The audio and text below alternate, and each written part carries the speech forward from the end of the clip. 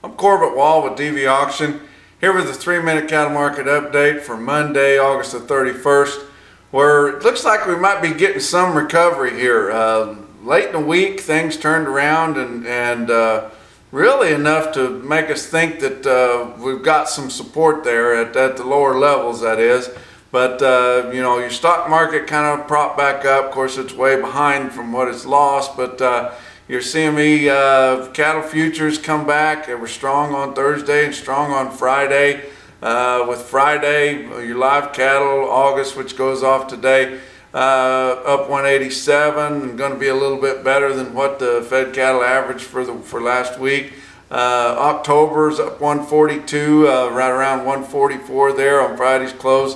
Feeder cattle, August went off the board, but September was up over $2. So starting to see a little bit of recovery. These early week cattle auctions should be some better, but compared to that horrible day we had there last Monday. So maybe we'll get a little bit of this back. But we can kind of expect these big sell-offs ever so often now from here the next 8 or 9 months. But when they bounce back, probably not quite as high up as they was, and just slowly lose ground as we go into the heavier numbers that we're going to get into in 2016. But cash feeder cattle for last week, yearlings were sure $5 to $10 lower. A yearling steer was sure $7 or $8 lower on the average.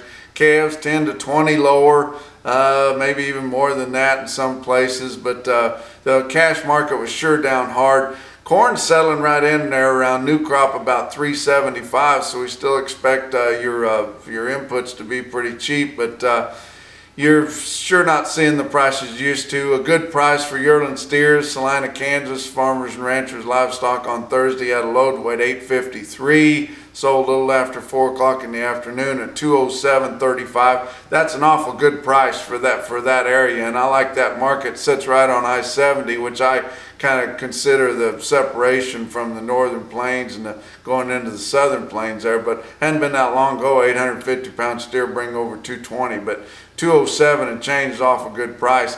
Creston, Iowa last Wednesday had their barbecue special. They had a good price on calves, which we're seeing the calves tank right now, but they sold a load of 509-pound fancy steer calves at $293. You just don't see them that close to $3 really.